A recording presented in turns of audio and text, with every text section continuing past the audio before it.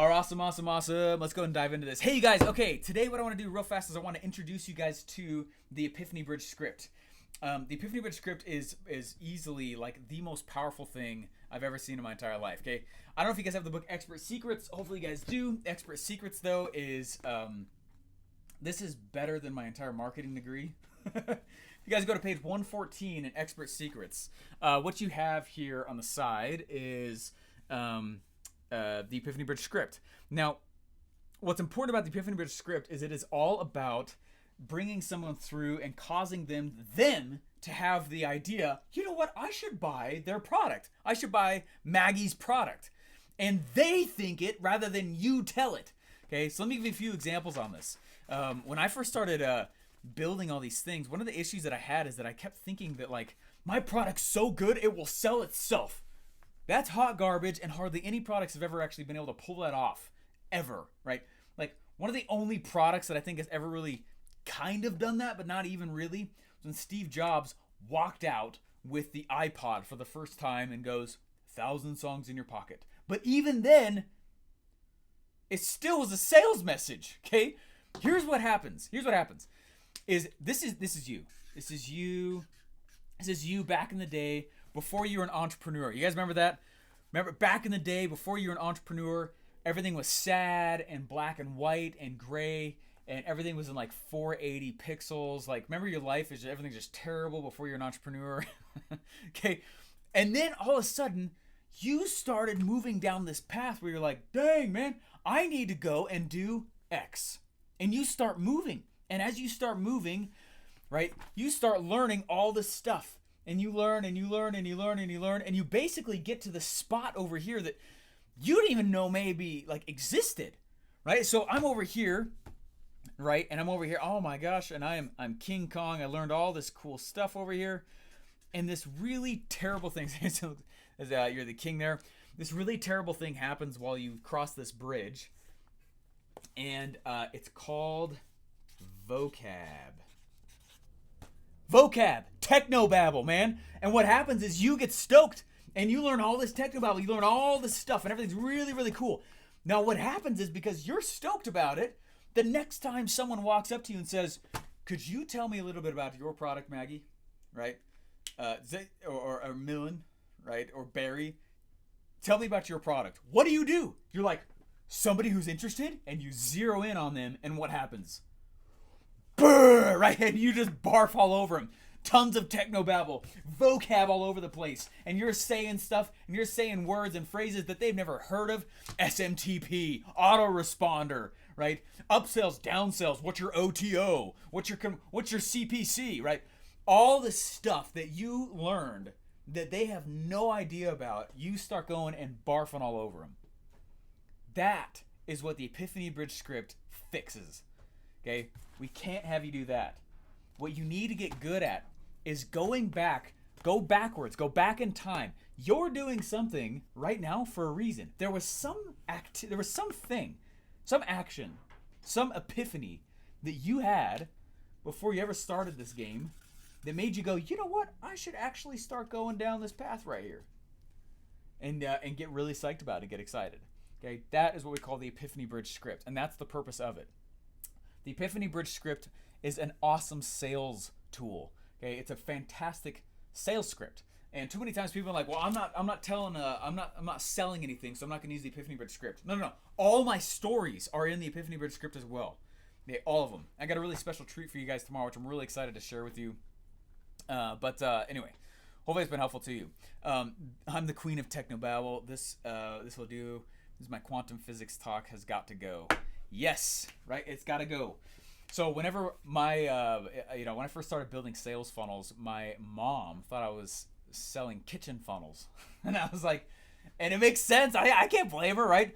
Anyways, I was selling kitchen funnels and I was, in her mind, and I had a hard time explaining what I do, right? How many of you guys have a hard time explaining what you do? Oh, what do you do? Right? Is that your learning curve? That's everyone's learning curve, right? And someone walks up and they say, what do you do? And you're like, well, I do blah, blah, blah, blah, blah, blah, blah. And they start vocabbing all over us. I mean, barfing all over us, right? And that's been the huge issue.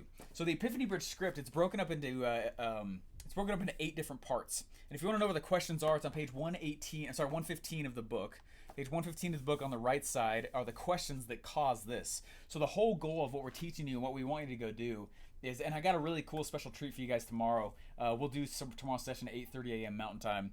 But the Epiphany Bridge script is broken into these 8 parts. So the first one is we need to know what your backstory is. And if you've never read this book, I give you full license once this is over to literally put off every other responsibility in your entire life so you can go read it, okay? It will change your life. It's super awesome. Okay, the backstory, though, let's think of, I mean, I told you guys my backstory, right? I told you guys my backstory, and it is I could not feed my wife, right? That's the backstory. Backstory. My wife and I were getting married, and I couldn't feed my wife. And stuff was hard. Things were challenging. Stuff was really, really rough. And I was like, Dad, could you give us some money, right? And I'm telling you the internal and external desires. That's the next piece. What's my internal desire? My internal desire was just to feel like a man again. To feel like I was providing for my bride. Feel like I could provide for my family. Now, when I say that kind of thing, what happens to the listener? Oh, man, this guy's being real. Oh, man, look how authentic he's being. All I did was talk about some internal desires. It's one of the easiest ways to be vulnerable without feeling like you're being weak. Guys struggle with that usually. Okay. Now, external desires. On the outside, I was telling my wife, yeah, ain't nothing but a thing, right? I got this. This is going to be the one. This business, number 500, whatever, this is going to be the one that makes it work. On the inside, though, I'm freaking out. I don't know if it's going to work. I just want to be a man. I just got to feel like I'm a provider. Right? So I'm sharing those elements of the story. Do you guys remember me walking through that? In my head, I'm just following the Epiphany Bridge script. What's the next part of the script? The wall. What is the wall in the Epiphany Bridge script? Right? What is the wall in my story? The wall in my story is when I tell my dad, hey, I can't feed my wife. And I ask him for money. And what does he say to me? Son, no. If I give you this money now, you will not exhaust the resources you didn't know you had. Talk about a wall, right? Crazy wall. So then what do? Right? Then I go into the epiphany part. The epiphany is something that's caused in me that no one else told me. You know what I mean? If I walk up to somebody and say, hey, you need to buy this watch, right? Here's like the cool 2 Comma Club watch, right?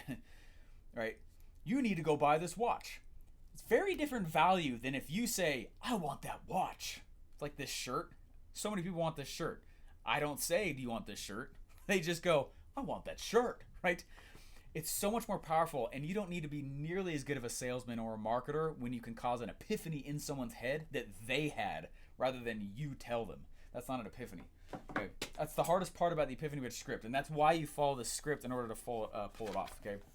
Next, the epiphany. I was like, you know what? I need to go make this work. And so I start trying to launch these different businesses, and I try to launch this, and I suck, and I struggle, and things are terrible, and I go through 17 funnel failures and 17 other business failures before that. Like, I went through a lot of them, okay? Hot garbage like that, okay? And so what do? I come up with a plan, and what I've noticed here is that plan and wall, these 3 right here, especially wall and plan, they kind of happen back and forth and back and forth and back and forth. They can happen multiple times throughout good stories.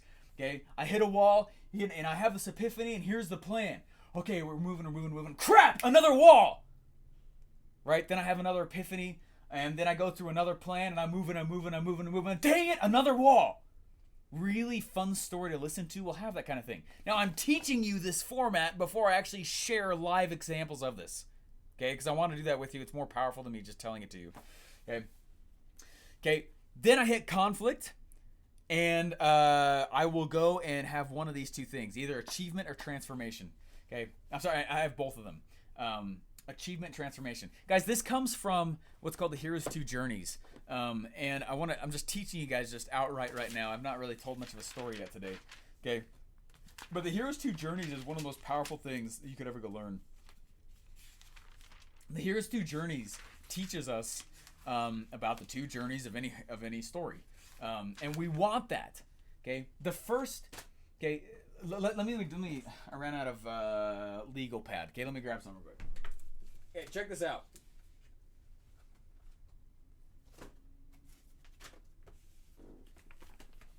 Okay.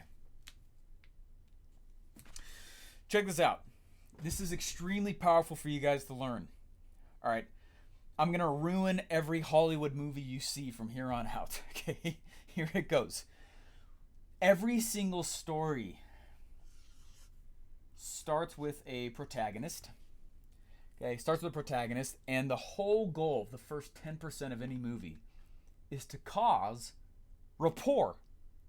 This comes from Michael Haig. This is the Hero's Two Journeys. Okay. And we need to cause this feeling of rapport. And rapport is caused through many mechanisms. You're a victim. You're running towards something. You're running away from something. You're funny. You're whatever. There's 5 major ones that this book talks about. I don't want to spoil them. Go read it. Okay? But when you can get 2 of the 5, the audience feels a sense of rapport. If I don't get 2 of those 5 with the audience, as the story progresses, I don't care about the character. Okay? It's like, have you ever watched a movie when someone dies at the end of the movie and you're like, meh. You're like, whatever. Why? It's because of this. Okay? There was one of the Star Wars movies, it was The Last Jedi or something like that. I liked Star Wars before it was cool. All right? I'm the guy with the freaking life-size poster board cut out of Superman. I like story. I love story. Story's awesome. Okay, but there was a Star Wars movie that came out a little while ago, and it was freaking hot garbage. I hated the movie. It's terrible. I didn't know who the characters were. I'm not enough of a nerd to like read the books. I'm not gonna read the books. I just like some of the movies, right? And so I'm going through and I'm watching the movie. And I'm like, I don't know who these guys are. I have zero rapport for them. Everything that's happening to them in the movie, everything that's happening to them throughout, good and bad. I'm like, right? This is a big deal. And because so many people are not willing to be vulnerable and share their internal and their external desires and their stories, not many people will listen to them. And not many people care about you as the attractive character of your business. Okay? So you need 2 of the 5. I'm not going to tell you which one they are. Go read that chapter though, okay? 2 of the 5. You get 2 of the 5, you're good to go.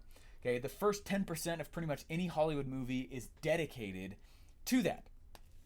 Okay, as the story progresses, the protagonist has to leave the Shire. Okay, Frodo leaves the Shire. The protagonist leaves their homeland, and it's not really their choice. They kind of have to go do that, right? So the first 10% of the movie has happened. Rapport has been developed. They leave the Shire, and as they move, okay, and as they're moving, they kind of start hitting these points of no return. And sometimes there's a few points of no return, but usually there's one pinnacle, massive, like, it all comes down to this, right? This is like Lord of the Rings when they're like psyching up all the troops to go down to battle. It all comes down to this, right? And a lot of stories are that way, right? Oh, if we can't do this, the world is going under, baby, right? There's always like that thing.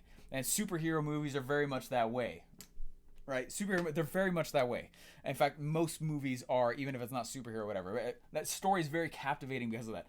As we hit this point of no return, we get over here to the spot, and the whole goal, the reason I leave the Shire, the reason I leave, and as a protagonist I start moving, the reason I leave the Shire is for several reasons. I might be trying to achieve something. I'm going to go save something. I'm going to redeem something. I'm going to go, whatever it might be. Okay, there's several reasons that are very captivating as an audience for us to go listen to a story. Like, oh, that's what you're going to go do? I'll listen to your journey about that. Now, we have to understand is that this is the hero's 2 journeys, right? There's 2 journeys. The first journey is the physical journey on the outside. It's the journey of achievement. It's the thing that we left to go, right? This is, so we'll say achievement, right? The journey of achievement, this one across the top. The one we actually care about, and this is probably a depth the story will go in the One Funnel Away Challenge, okay, but like the story we actually care about is not the story of achievement. You guys ever like watch those movies where they achieve the thing they're going for and you're like, yeah, it was a pretty good movie, but like you're like, I don't really want to see it again. Why? It's because they didn't do the second one. The second hero's journey. This is from Michael Haig, right? This is all from Michael Haig's stuff. Okay. The second hero's journey is happening underneath. And this is the journey of transformation. Now, guys, I'm going to wrap it all in a nice, pretty little bow. You guys will be like, oh, I get it. That's why I've been selling, or that's why I haven't been selling, or that's what I really need to go learn how to do, rather than I got to make my product with the best features ever. That's not why stuff sells. Okay. This is the journey of transformation. Okay. It's kind of like in the book, Russell uses the example of Lightning McQueen, right? In the movie Cars, the first 10%, we find out that Lightning McQueen's kind of a goof. No one really likes him. He's kind of a victim. He's kind of made fun of. There's some funny parts to it. We have a lot of rapport with the character Lightning McQueen before he leaves to go try and get the Piston Cup. Okay? And we find out, right? Then there's the big plot that comes out. There's a little bit of conflict that happens. Crap, he gets dropped off in a place that he's never seen before. It's a movie Cars, right? From Pixar. And as he's going, okay, and now I need to go get this Piston Cup. And as I'm leaving to go get this Piston Cup, all this crap starts happening along the way. And as he goes, he finally gets to go be trained at Radiator Springs. He gets to go and he gets to actually compete for the Piston Cup finally, like the last scene of the whole movie. Right? I swear to you, every movie's like this, okay? I'm just going to ruin everything for you, right? But this is like powerful story. They make hundreds of millions of dollars with those movies, right? Okay? As he's going to go and actually achieve the thing, the goal of the whole movie, he's about to win. And at the very last minute, he's about to win. And he stops in front of the finish line, turns around, and pushes his buddy across. And they're like, what are you doing? What does he say? What does he say? Because this is a big moment. It's just a rusty cup. It's just a rusty cup. Okay? Isn't that? There it is. That's the journey of a transformation. We need to know how the individual transformed. The essence of the character. How did they change throughout? Not just did Frodo go run from goblins and ghouls or whatever. Okay, but how did he change as an individual throughout it? We need that. Otherwise, we walk out of the movie and we go, that's a pretty good movie. But when we see that, we're like, Cars was such a good movie, right? And we like get all intense about it because we've experienced not just the achievement, right? We actually, what we really want is the journey of transformation. That's straight from Michael Haig. And when that script first started coming out and Michael Haig started teaching a lot of that stuff, Will Smith saw this course and saw a lot of this from Michael Haig. And Michael Haig was contacted by Will Smith. And together they actually wrote the pitch for Hitch, the movie Hitch. And it's based off of this script. So go back and watch it, right? Go back and watch it. You'll see there's rapport. There's tons of it right in the beginning. There's lots of it. And the guy he's helping, Kevin James' character, right? He's a goof. He's sloppy. He has no feng shui, right? And then as he's going to actually achieve getting a date, what we really see is him change as an individual. And then we're like, that was a good movie. Oh my gosh. Right? That's what we want. That's what we want. So the way you pull that off is with the Epiphany Bridge script. Now this is much more of a tactile session than I've usually done in the One Funnel Away Challenge, but I just wanted to make it a little bit brief today because I want you to go and start reading. I challenge you all to reread this chapter. Okay, it starts on page 114, and what it's going to allow you to do is this is the script that allows you to pull this off quite easily. Okay, and now I'm going to give you some live examples of this, especially tomorrow, but I just need you to know the backdrop of it. So the goal, what I'm trying to tell you guys to go do, the whole reason I'm walking through this with you guys is number one to realize like, hey, that is what causes the sale, not necessarily the product. Okay, offers help tremendously, but it's not necessarily the actual product itself. Okay, it is the actual story. Okay, now check this out. This is the last little piece I'll draw here with this. Okay, your goal. Okay, the spot that this all gets jacked up. Okay, you can't pull this off unless this is the part that has to happen. You have got to know your backstory. You've got to know your internal and external desires. Men, this is usually the one you you skip. I'm not going to show my internal desires. That means weakness. Garbage. Not true. Okay? Internal and external desires. And then most of us will start either our stories at the Epiphany or sometimes the wall, but that's usually what makes them not very effective. I can't combine with you. I can't associate with you as the storyteller if I don't hear your backstory and your internal and external desires. Okay? So your whole goal. Why are you doing what you're doing right now? Why are you selling what you're selling? And for those of you guys who have a product right now, Why are you selling it? You're not just selling it because someone was like, hey, here's a sweet thing, and you start going moving. That's not why you're selling what you're selling. I started selling it because I needed a job after college. That's not why you're doing what you're doing. Okay? Why are you doing it? What was really going on in your life? What was the internal and the external desire that was going on with your life? And then something happened. What was it that caused this epiphany to you to go on this journey? That's why we draw it like this, okay? Because it looks like this, okay?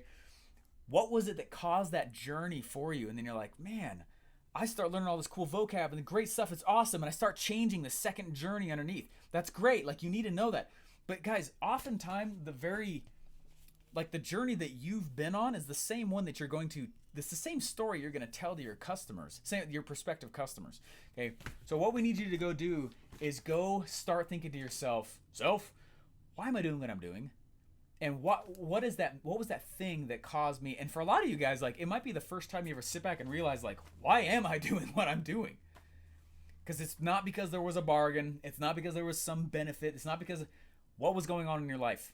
Okay, what was the internal, the external desire? And start brainstorming those things out. Start thinking through what your backstory is. As long as you can start doing that, what you do is the next time you start telling your story to somebody and you're using these formats and you're using the way we're teaching you right now, what happens is you put them in the same state that you were in when you were experiencing the epiphany. That's the mental hijack. That's the mojo. Okay, that's what makes it work, if you can pull that off. All right, so went a little bit deeper today, a little bit more tactile, not as much storytelling. I just wanted to teach the framework itself. Okay, but that's why we're having you guys do what we are. And your challenge, like I said today, start going back, think about your backstory. Why are you doing what you're doing? Why are you going through and why are you in the business you're in? And if you aren't selling anything right now, still, there's something that got you on this challenge. My guess is that this is not the first time you tried to make money. Tell that story. My guess is this is not the first time you've ever made a product or tried to sell something. Good. Tell that story. It's highly unlikely that you are on here and have not tried to sell something in the past. Okay? And if it is, that's okay. Why did you suddenly think, you know what, I should learn how to sell a product? You got to go back to that epiphany. It's unique to you. Someone was like, Steven, I can't be successful because I don't have a story of me living in a gutter and I can't feed my wife like you have. I was like, that's unique to me, right? Those are the things that cause the epiphany in me. Man, I got to learn how to sell some stuff because we're not going to eat, right? That's very attractive for people to follow. That's very attractive for people to listen to you for, and that's why the whole thing works, okay? So that's the Epiphany Bridge script. And I just needed to do a little bit of a dry run with you guys on that today. Tomorrow I got a special treat for you guys. We're going to go deep dive into a little more of what we call the origin story. But you got to start thinking through why you're doing what you're doing and the backstory itself. And we'll go back through this. So, noise. I have so many great stories. Now I know what to do with them and connect them to my business. Yeah. Hey, that's super cool. Vulnerability is wonderful. It's scary, but attracts the people. Right? It really is. Yeah, exactly. It is my net... Or has this restarted again? I don't know. I love how funnel scripts makes the steps so simple to accomplish. Yeah, I still use funnel scripts. Lets me pull off the Epiphany Bridge script with the Epiphany Bridge script. Super excited. Book's available on Audible as well. He's never on it this time. Usually not, no. Hello, Debbie. Well, I finally made it on live. Hey, Stevie, I caught you live. Woohoo! Keeps breaking. Oh, that's frustrating. Don't apologize. First actual live for me. Sweet. Just ordered the book today. Sweet. First time catching you live. Getting a lot of people that usually I'm not on live now, so it's cool to actually catch you guys on right now. I just finished recording my second episode using Epiphany Bridge script. Yeah, totally, right? When I was scared to start publishing because I was like, well, I don't know what I'm going to say. Why? No one's going to listen to me. All I literally did was took the Epiphany Bridge script, filled it out, and that's what became my episodes. Sleeping now, watch till tomorrow. I tell you about lives, by the way. Nice. Rambled a bit. You rambled a bit, but we'll do it again tomorrow. Yeah, no worries. And sometimes people like the little sidebar as well. It's been an awesome reflection to go through. Really solidifies self-belief. Thank you for sharing all your wisdom. Oh, oink. Dude, where's the... It's Monday, baby. Well, it's Tuesday. So, finally caught you live. Chemo, that's funny. Another awesome, cool thing. Sorry, I'm catching up the comments. Here we go. Gratefully Wismod. Hey, guys, you're all awesome. I hope you guys enjoyed this. Should we write it or do a video of ourselves? I would first write it. I would write your Epiphany Bridge scripts the first time you've ever done it. And we'll dive into this a little bit more. I was about to do that already. Recorded myself on the phone. Very painful. That's okay. Congrats on doing it. It's awesome, Natasha. Great for us. Ozzy Defense Live today. Nice. It's so cool to see how many guys are actually like publishing. Massive congrats. It's like the biggest sign I know someone's gonna make it. All right, guys. You're all awesome. Get rich. Welcome to the One Funnel Away Challenge. See you guys tomorrow. Got a cool treat.